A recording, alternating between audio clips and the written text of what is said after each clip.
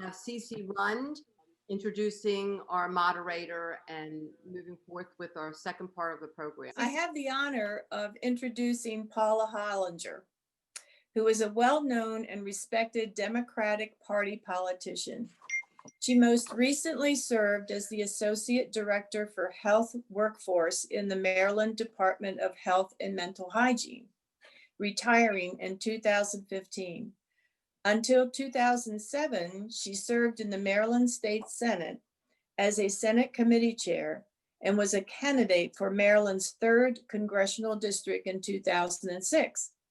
Paula, as she is known by many, has been the recipient of countless awards and accolades during her years of government service, as well as serving on many government committees. And we are honored and we welcome Paula. Thank you so much, Cece. It's fun to be virtually back in Baltimore. I miss everybody. And I certainly watch my successor, Shelley Heddleman, who I'm so proud of, particularly since today we're talking about women and leadership. And as a mother and grandmother, it makes me fell to see Shelley sitting in that seat. I am so honored to be here today to introduce Barbara Mikulski. And I have to tell you, when I first started in politics, when I moved to Maryland, having grown up in DC, and I had no government there other than people that you sent. The first person I met in Maryland politics was Rosalie Abrams. And like myself, Rosalie was female, Jewish, and a nurse. And I thought, oh my goodness, I guess this is what we're supposed to do. And I got involved in politics. And then the next person that I looked up to literally by an inch was Barbara Mikulski. And I just watched her move and I thought she was so incredible. And so I am honored to be here today to introduce Barbara. Barbara grew up, as we all know, in Highlandtown. She attended Catholic schools and she wound up being a social worker. That's what we all were back then. Nurses, social workers, teachers, and our mothers usually said you need something to fall back on. Remember those words. And I watched her navigate the city from fighting for the community, to organizing the community, to serving on the city council, and then going to Congress for 10 years, where, believe me, we loved her, we laughed at her, she made us proud, and she just kept going. And then she had the temerity to run for the United States Senate and be the first Democratic woman elected in her own right. Remember, we used to get the wives of the dead ones. Well, she was for real. And she made it her business as other women got elected to be their mentoring agent. And they had, no matter what party, they had weekly dinners. And you would never hear a Republican woman in the Senate ever say anything but lovely things about Barbara. And certainly since she's retired in 2017, she's been lauded all over the country and probably all over the world. She received the Presidential Medal of Freedom by President Obama in 2015. And now she engages in speaking engagements on the topics of leadership, innovation, and women's empowerment across the country. She sits on the boards of the National Democratic Institute and the Baltimore Community Foundation. And I'm delighted to introduce my friend, who after we measured one night was actually an inch taller than me. And he probably hasn't shrunk as much as I have. So right on, Barbara, we're looking forward. Good morning, everyone. Welcome to Federation. And good morning, Senator Mikulski. We're delighted to have you with us this morning. I'd like to start out by asking you, what have you been doing since you left the Senate in 2017? Well, Joanne, I'm happy to tell you what I've been doing and what I'm up to. But I want to first of all do a salute to the Federation of Jewish Women. You do so much good for so many people for so long. You deserve your own accolades. And I just want to say thank you for inviting me, but keep on doing what you're doing. And a big shout out for Marcia and Cece for organizing this. And Joanne, it's great to be back here. You were an It's nice to see early you. bird women's rightser, Paula Hollinger, and we'll talk about Paula's height. Rosalie and I were always accused of having chunky jeans. We'll talk about it. But what am I up to now? Well, you know, I wanted, when it came time to think about running again for reelection in 2016, I knew that it was time to move over and create opportunities for new leadership. But I didn't want to write the final chapter. I wanted to help the next generation of leaders. And I came here to Johns Hopkins University, where I'm a professor of public policy. And here I try to help the next generation know how they can turn good intentions into action, and also how they can go from protest into creating new policies and programs. And I'm so impressed with this new generation. But the two boards that I'm not on any paid boards, are one internationally with Madeleine Albright, the New Democratic Institute, where we encourage democracy around the world and the empowerment of women and marginalized groups. And the other is the Community Foundation of Baltimore, because Baltimore is my hometown and I wanted to be into it. So, and the other is to work with groups like Emerge. Emerge is an organization that is growing the pipeline for the next generation of people who run for office. Like, aren't we proud of Shelley? We all knew Shelley when she worked for Ben. And here she is, this turbo delegate in Annapolis, doing a fantastic job. We're so proud of her. So this group Emerge teaches young women, or not so young women, how to run for office. So that's what I'm doing. I've turned the page, but I'm sure not ready to write the final chapter. Why did you decide to run for public office?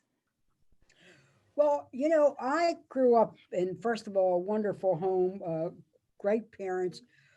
I grew up in an atmosphere where my father and mother really believed in neighbor helping neighbor.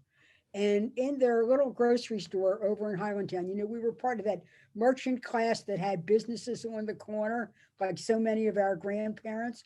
And my father would open up his store every morning and say, "Good morning, can I help you?" That was what I learned, neighbor helping neighbor. Went to those Catholic schools where the nuns taught, do as much good for as many as you can and be of help to others. And so I went into social work and worked for Catholic Charities and the welfare department, and saw that there weren't many resources to help the poor be able to help themselves. We admonished the poor, but we weren't lending helping hands. So I became an activist, went and got a master's at the University of Maryland School of Social Work. And then after 1968, and Joanne, that's when we all met, you know, the anti-war movement and the Bobby Kennedy presidency, Gene McCarthy. I decided that I was going to go get a doctorate, but they came and told me about the highway that was coming through Canton and Fells Point and Rosemont and West Side. And I got involved in the fight, met you and Wally and all, we were all involved. We were reformers. But anyway, the politicians at that time were pot-bellied guys in smoke-filled rooms, and they blew us off. So I got tired of knocking on doors and decided to open doors and run for city council. And that's what I did. But the whole motivation of going into politics was to be a voice for the people and neighbor helping neighbor. I saw politics as a job with social work with power. For those of you who remember, I still have my Volpe poster up in my bathroom against the building the highway through Lincoln Park. Senator, what were some of the challenges you faced as a woman during your political career? Well, when I started to run for office, just like Senator Rosalie Abrams of blessed memory and Senator Paula Hollinger, we were viewed as a novelty. So our first, like hula hoops or something, that we were a passing fad. And our first job was to show that we were taken seriously. And our next job was to deal with the fact that we were continually judged by external things, not about our issues, not about our policies, not about the vigorous advocacy. So they always talked about hair. Okay, what does Barbara Mikulski look like? Okay, and we would hear this all the time. And Senator Hollinger would hear this too. Nobody ever commented on Paul Sarbanes's hair. That's right. Nobody ever Right. commented on Ben Cardin's wardrobe. Nobody ever, made jokes about it. So this whole thing of being taken seriously. But you know what? We showed up, we spoke up, we worked twice as hard, we were twice as good, and we got elected more than twice. Thank you. Would you talk for a couple of minutes about the dinner that you started with your Senate women's colleagues? Yes, and this is one of the things that I also talk about in class, reaching across the aisle, reaching across the dome, meaning House and Senate working together. So when I came to the United States Senate, there was only one other woman there, Nancy Casabell of Kansas. And she reached out to me. She was a wonderful person to work with.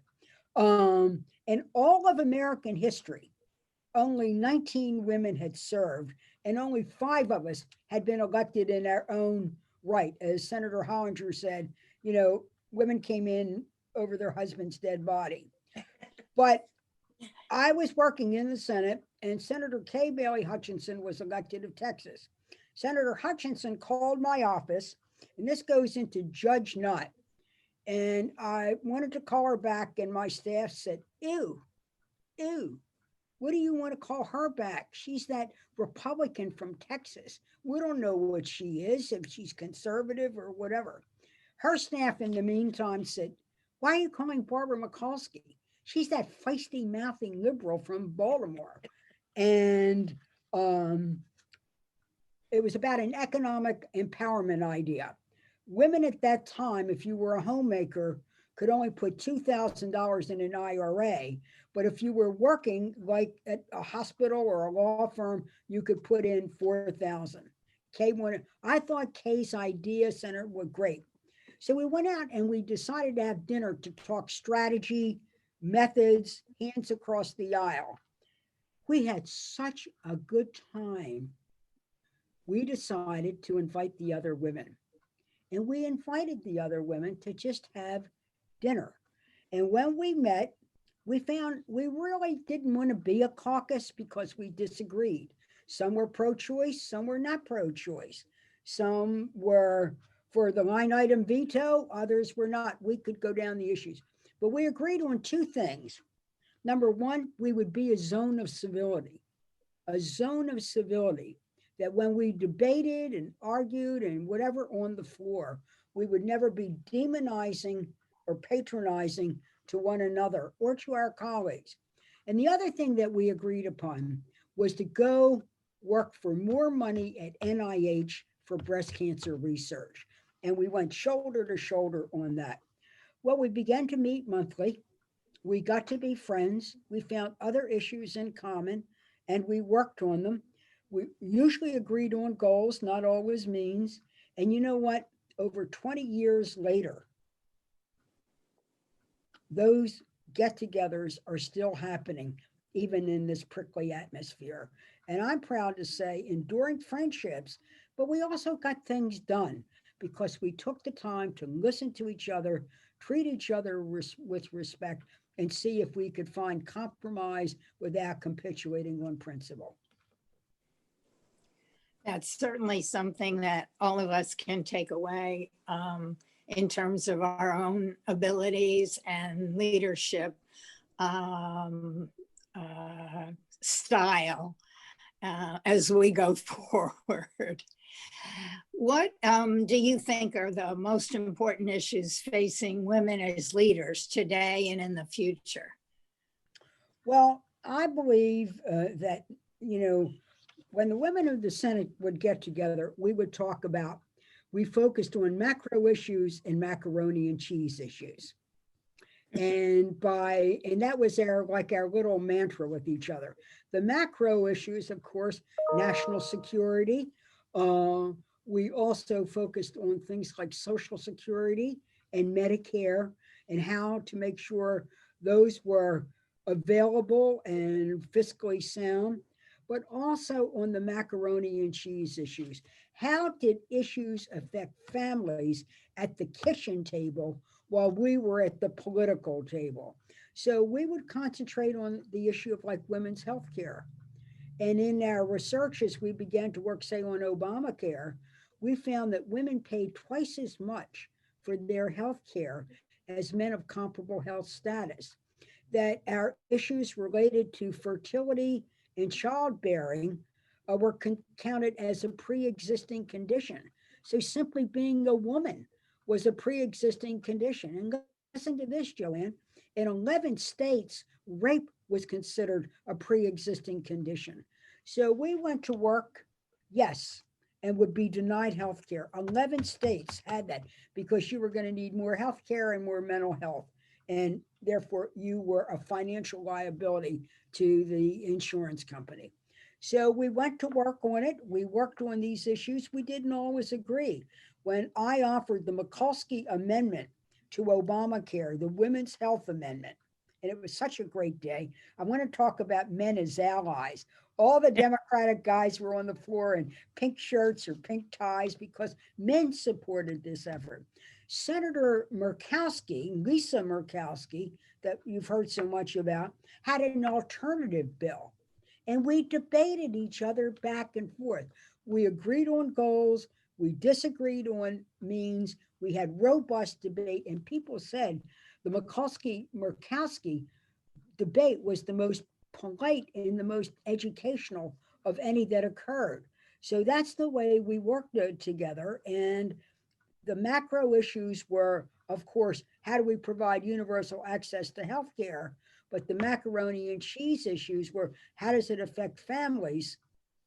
And how does it affect women in particular? So we said that every issue was a woman's issue, whether it was war or peace, doing treaties, or whether it was making sure that women went for health care, that simply being a woman was no longer counted as a pre-existing condition.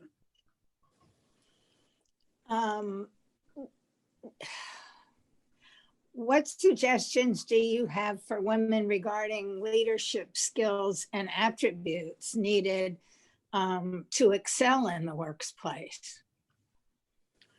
Well, there's a characteristic that I've seen in terms of women. First of all, we don't claim our own power. So my big troubadour thing is to women: claim your power wherever you are. Joanne and members of the Federation, when a job is posted in an organization, men look at the job and say, oh, how do I get it? Who do I know to help me? How do I go off? Women look at it and say, am I qualified? They start asking, are they qualified? And usually they're twice as qualified and twice as experienced and should go for it. The thing that we need from women when we say claim your power is, first of all, show up, stand up, and speak up. I'm a big believer in belonging to groups. This is why I really am so salute the Federation of Jewish Women's Organizations. Every organization does an important thing, and every organization enables women to claim their power, claim their executive ability, claim their savvy and know how, and put it to work. So, one of the most important characteristics is we have to claim our self confidence. We have to look at this two things. What am I best at? What am I most needed for? Join a group, join an organization, get involved, and take on leadership positions. And if you're frustrated with the politicians, don't get mad, get elected. Can you tell us about some of those relationships that you forged in the Senate that stood out to you? Colleagues who've been friends or important political partners? Well, I don't want to get into naming names except a couple. And, but first of all, one of the things I want to emphasize is men as allies. For our women in the Senate, we never saw it as girls versus boys. And I want to do a shout out for the men that helped me along the way. Certainly, when I cannot say enough about Senator Paul Sarbanes. You know, much is made about being mentors, but there's another word that I use called champion. When I went to the Senate, as I said, there was only one other woman there, Senator Casabon. I was the first Democratic woman elected in her own right, meaning I became a senator because the people, my state sent me there. And there was a lot of like, who is she? We all knew her from the House, you know, feisty, outspoken, all the things that they said. And the Senate could be and was then a pretty stuffy and starchy organization. But that Paul Sarbanes, wow, the day after I was elected, we met in his office. We planned how I could get on good committees to be able to help Maryland and help the nation, how he would be an icebreaker with the other guys, particularly the older guys that just weren't used to, you know, somebody showing up in outfits in size, you know, 14 petite, rather than, you know, 42 long. And I didn't smoke cigars. And you, you know, it was going to be different. Paul Sarbanes went to work with me to show me the levers of power and the invisible corridors of power. And then he went to work helping with other senators. And so I can't say enough about him. But as I worked in the Senate, there were people like Teddy Kennedy, Senator Chris Dodd, old timers like Senator Byrd, really I could forge relationships with. And then I learned a lot from them. I paid attention. I actually took notes on how do you get started in the Senate? How do you become a success in the Senate?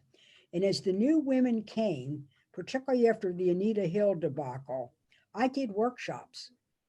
When new senators are right before they're sworn in, they come over to get their offices and they come over to get their committees. And I said I was going to run in 1992 a power workshop.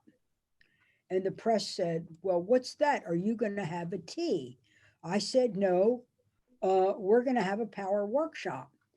And I went over kind of what I had learned from these great guys and to help women get started. That's how we began a lot of our relationships. And I think this goes on. You know, we have leaders here that are here today from Annapolis. That's how you do. You learned, you taught the next generation, you passed it on while you moved up. The important things, though, I think, number one, claim your power. Don't be quick to judge other people. And the person that you might disagree on one issue might be your ally on another issue. You told me that if you're willing to talk about this, that there were 2 men who joined your women for dinner. Are you willing to name Oh, sure. names? No. First of all, they didn't join us.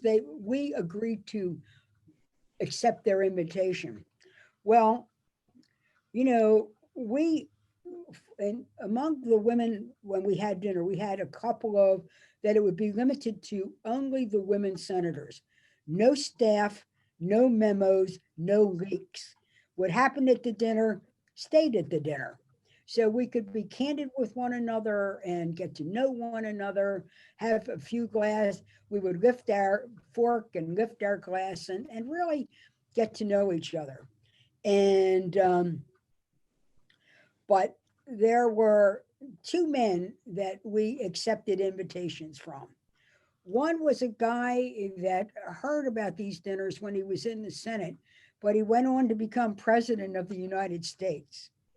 And one day I received a call from the White House appointment secretary and said, the president would like to invite the women of the Senate for dinner. He knows that it's usually just the women, but would you so honor him to come on over? So at that time, the senior Republican woman was Senator Kay Bailey Hutchinson, now our, our ambassador to NATO. And Kay said, sure. So we went over and we had dinner at the White House with Barack Obama. And he said that, you know, he met with world leaders. He was never intimidated. He was not intimidated at our dinner. And he said, you know, wait, he said, you know, Michelle and his 2 daughters were just couldn't wait to hear about it. So one, we had dinner with President Obama. The other was, I again got a call from John Kerry when he was Secretary of State. And then Secretary John Kerry said that he wanted to host a dinner in the Jefferson Room, not a state dinner, but just a dinner with him to thank the women of the Senate because we had worked on a bipartisan basis for the women of the world. And it meant such a difference, he said, as he traveled the world, that first of all, we women of the Senate were united like on an international crisis, like when those girls were stolen by Boko Haram, that we were big champions of foreign aid so that we could get much needed help, whether it was to hurricane victims in Haiti or to food aid in Africa during droughts. And he just wanted to have a thank you. And he said, and he thought it would be fun. And we did go over to the State Department and we talked about our international responsibilities because just like the members of the Federation here, you know, we look out for our own neighbors here in Baltimore, like through the Associated Jewish Charities, but we certainly look out for the people of the world. And in this case, in many instances, Israel and beyond. So those were the 2 men. But again, coming back to the men, it was the job of the women of the Senate to do a lot of education. So when I held my hearing on women's health care, and it emerged how we were paying more for our health insurance for the same policy and the same health status and the same age, the men were horrified. They saw it as a terrible injustice and lack of fairness, particularly, I must say, the Democratic men. And Senator Kennedy, who was ill at the time, was very supportive. People like Senator Dodd and others. And then when we also brought out what was considered a pre-existing condition, the day we heard testimony where things like a cesarean birth was counted as pre-existing, when we heard things like 11 states, rape was a pre-existing condition, good men were horrified. They were just horrified. So when it came time to bring Obamacare to the floor for big debate, it went on for several days, and I offered the women's amendment. I asked the Democratic men, where I was the leader of this amendment, to join with me. They all came to the floor. They had, as I said, they wore pink shirts and pink ties. I asked them to do it. I was so proud of them. But they spoke about what they heard from their own families. They spoke about what they heard from their own constituents. So they were some of my best allies for getting at least a big issue recognized and getting some good things done. Speaking of big issues, could you talk for a couple of minutes about I forgot the first name, Ledbetter? Lily, Yeah. Could you talk for a minute about that and where it went? yeah, I want to talk about the Your Lily bill. Ledbetter bill. Lily And I'd like to also tell us another story about hands across the aisle and excuse me, it's so humid today. I don't know how you're all feeling. Well, the whole issue of equal pay for equal work has been on our radar screen for a number of years. And we kept introducing legislation and so on. And then what came to us through the Women's Law Center and the women's advocacy groups to asking us, the women of the Senate, to meet with a woman named Lily Ledbetter. Lily Ledbetter had been a faithful worker for Goodyear Tire for a number of years. And though she got promoted and so on, and she thought her pay was okay, two men left a message for her in her locker that she was paid substantially less than they were for doing the same job. Now, you have to know in many workplaces, even talking about salary, you can get fired. And she took her case to court. She filed, I won't go through it went all the way to the Supreme Court. The Supreme Court denied her case, saying that she waited too long to bring it up when she had no way of knowing. The late beloved Justice Ginsburg read a powerful dissenting opinion because there was no statute of limitations. The court just kind of made up one, and she encouraged Congress to go to act on it. Well, I introduced a bill called the Lily Ledbetter Fair Pay Act. There were people who were working on it, and so, who joined with me, and we were defeated. We were defeated under these rules like filibuster and so on. And when the vote was taken and our side lost, the Republican right wing senators left the floor feeling very smug. And I took the microphone and asked them to remember Abigail Adams when she said, "Don't forget the ladies." And I said to the women of America, square your shoulders, put your lipstick on, join the revolution. And we went back and we fought it. Barack Obama made it one of the central issues of his campaign. And when he became president, his very first piece of legislation, which he asked me to take across the Senate finish line, was the Lily Ledbetter bill. That's why we passed that bill. That's why we kept the courthouse door open for women to redress their grievances. And that's why Barack Obama signed the Lily Ledbetter legislation. And I had the very first pen signed by the very first Black president on his very first piece of legislation. It was a great honor to do that. That's the Lily Ledbetter story. Now, I just want to say one thing, if I could, Joanne. Yeah. I have two great things many things from working with President Obama. And one was just the legacy of working with a different president and a different kind of president. But these artifacts don't belong to me. They came to me because the people of Maryland sent me to the Senate 5 times. And the Enoch Pratt is going to open a room in another month or so called the Mikulski Room. And those artifacts are going to be on display. so that people can see what does this actually look like. But I didn't want a room that was like a pharaoh's tomb where it would have a lot of artifacts and pictures, though it does. It will also be a room to teach women adult literacy, particularly those who live in the shelters downtown. So there'll come a time when the pandemic's over, and I invite the Federation to come down and actually see that. But there's also another medal there, and I'm going to talk about this. Again, hands across the aisle. One of the ways I stayed in touch with constituents was through roundtables. I loved roundtables, single topic, people at the table. So I held a roundtable on special education and what were we doing to meet the needs. And it was in Anne Arundel County. And one was a mother, and she had a button on of a special needs little girl with Down syndrome named Rosa.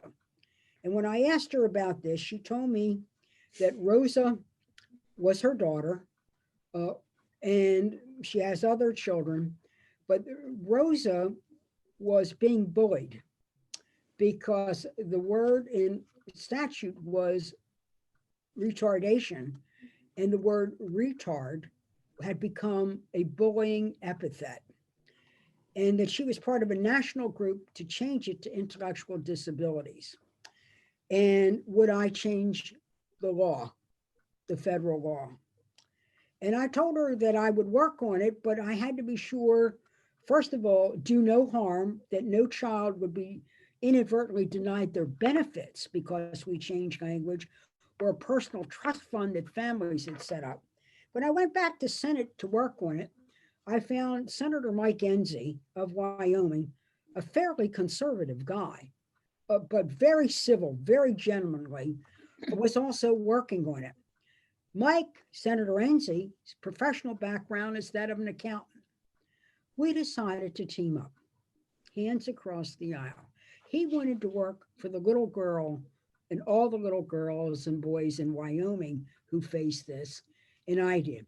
So he took on the responsibility of contacting all the financial planners, estate planners. He knew these organizations, and he knew as an accountant what to do. And I went to work with all of the advocacy groups for special needs children. Again, that we were doing the right thing in the right way and no unintended consequences. Hands across the aisle. Mike Enzi and I worked together. We passed that law. It passed unanimously. The House did the same thing following our lead. Barack Obama signed that legislation. Rosa and her family came to the White House, and they were persons of the week on Diane Sawyer.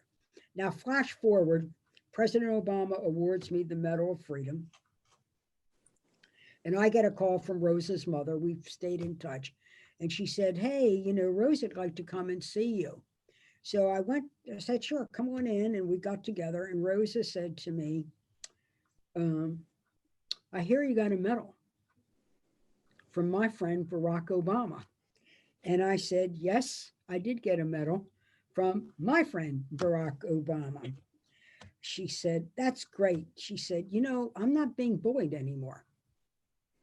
She said, I'm in Special Olympics. You know, I'm a champion. I'm a champion. I have my medal. She said, but you know, you were a champion too. So I would like to give you my medal. Well, I'm going to get all teared up telling you this story.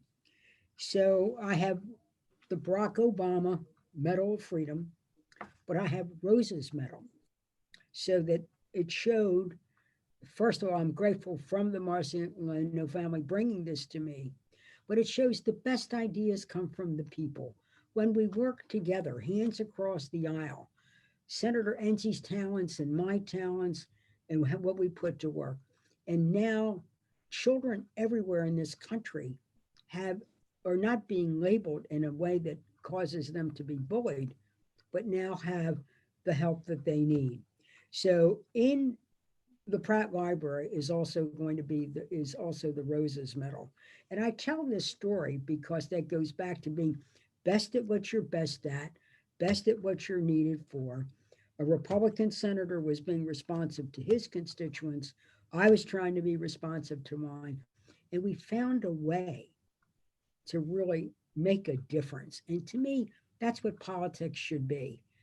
That's how we should bring these things out. And I would hope that as our country goes forward now, that we get back to these basic principles where we try to find common ground as well as middle ground. Thank you, Senator Mikulski. Senator Mikulski has agreed to answer some questions. If you put your questions in the chat, they'll be forwarded to me. And I understand there are some questions already. Are we there?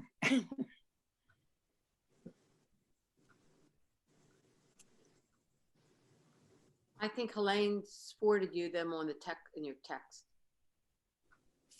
I haven't gotten either. Oh, okay. And please, anyone else who has other questions, please do that now. She's calling me. And don't forget to maybe Shelley or Paula would like to say some things. I mean, they have, I think what the women do in Annapolis is so impressive. And really, and from our four mothers, like Senator Rosalie Abrams, Rosalie and I would, Senator Abrams would have the best time as Senator Hollinger campaigning together. You know, the Mikulskis my grandmother had a baker shop. And I would say, you know, we started with jelly donuts, we end with jelly donuts. Silver's got a little bit bigger than the Mikulski crowd. But these were pioneers that really not only changed laws, but changed the culture in Annapolis. And they should be recognized for what they really did. And Shelley, I know you're working on some of the issues I'm working on in Washington. You've been a real leader on the rape kit issue, which is a stunning thing where rape victims are doubly victimized, one by their assaulter and then by the system that disregards them and doesn't even follow up on the evidence that they have. You've been a real leader in that and unflagging in your persistence on it. I salute you on it. Thank you so much, Senator. You're right. I mean, my first job out of college was working for you on your first Senate campaign. So I have had amazing mentors along the way. I count you among them. Certainly Senator Hollinger. I feel very grateful to be in the Senate seat that she sat in for many, many, many years, having just been appointed in February. So I have big shoes to follow in and really am grateful for that. So just happy to be here with these other fabulous women on Zoom this morning, and wish we could be in person, but it's wonderful to see everybody. Bright, shiny faces this morning. So thank you so much. Senator, we have a question from the audience. Do you believe that there should be term limits for Congress and the Senate? No, I believe that we have a term limit trigger called elections. And I think people should, you know, the Constitution tells us to represent either a district as in the House or a state as in the Senate. And it's the election that determines how long you serve and how well you served. I have to say that if you want to get rid of somebody with term limits, it's just as easy to get rid of them with an election. But you know, you would have gotten rid of John McCain. You would have gotten rid of me. I don't place myself in the same category as John McCain, a war hero, and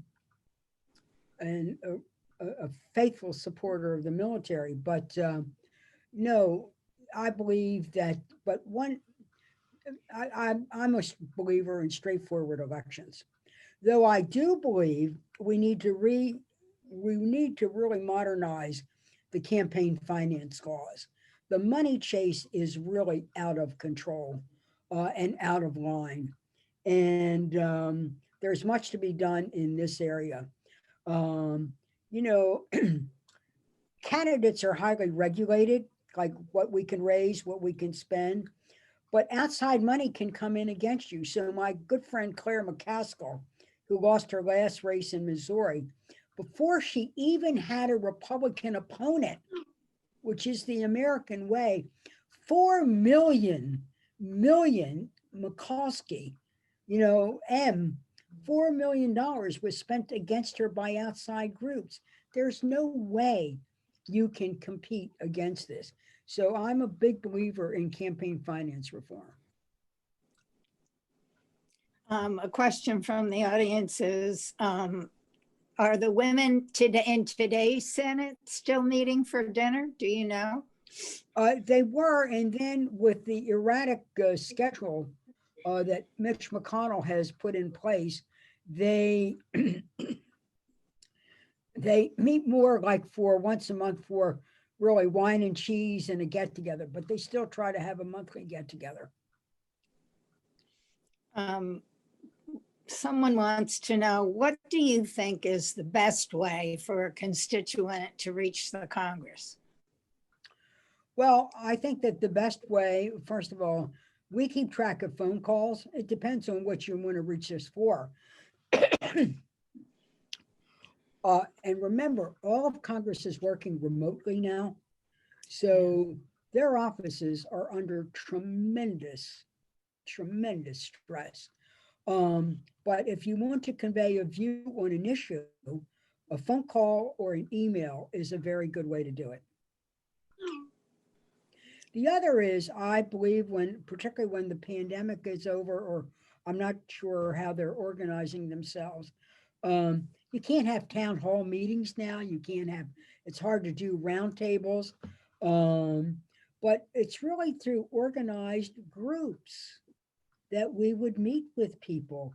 It was like the Rosa Roundtable came from the Maryland group of parents advocating for special needs children. It's the student organization that comes and meets me with student debt. I mean, it's through the AARP, it's through the organized groups that you get a sense of it. But right now, I would say phone calls and emails.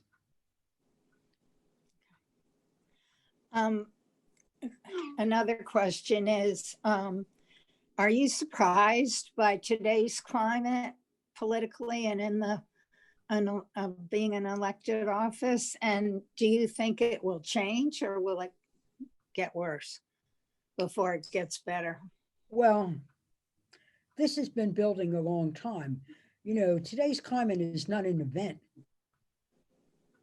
It didn't happen because of an event. It has been building for a long time. And when Newt Gingrich became speaker, this is really when the very prickly atmosphere began. So if you had on this call, like Bev Byron or other women that served in the House, they would tell you the atmosphere in the House is very different than when they served, and it was even after I left. So this prickly atmosphere, take no prisoners, never apologize, never admit that you've got something to learn, really was exacerbated under Newt Gingrich. But it really was mobilized when there was the corporate organization against Obamacare. So the Tea Party just didn't spring up, from, grassroots people. They were organized. They were funded by those that were losing power and losing money because of Obamacare. So they started the Tea Party, and God bless, Ben Cardin. We were in the Senate together. Another great pal. I couldn't have a better pal and partner than Sarbanes and Ben Cardin. But I had broken my ankle, so I couldn't get around. Ben was taking all of the group meetings in town halls.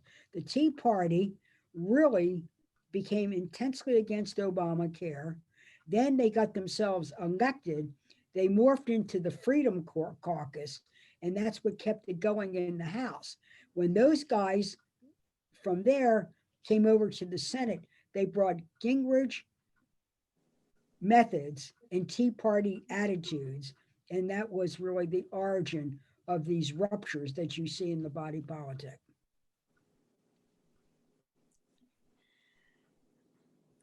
Senator Mikulski, thank you so very much for meeting with us today. I'm sure everyone here learned something that will stand them in good stead as they take leadership roles in Federation and in our own Jewish community. And I'm going to turn the program back over to Marcia Boyfriend for some final remarks. Thank you so very much. Thank you, Joanne. You know, I miss the people. You know, when people say, well, what do you miss? I miss the people. I miss being out with all of you. I miss cruising by the Pikesville Senior Center. I miss the old days of Fields where I would stop in like on Friday, have a tuna fish salad at the lunch counter, check out the new lipsticks, see you all, whether it was in a meeting with one of the organizations or seeing you just out in the Pikesville community.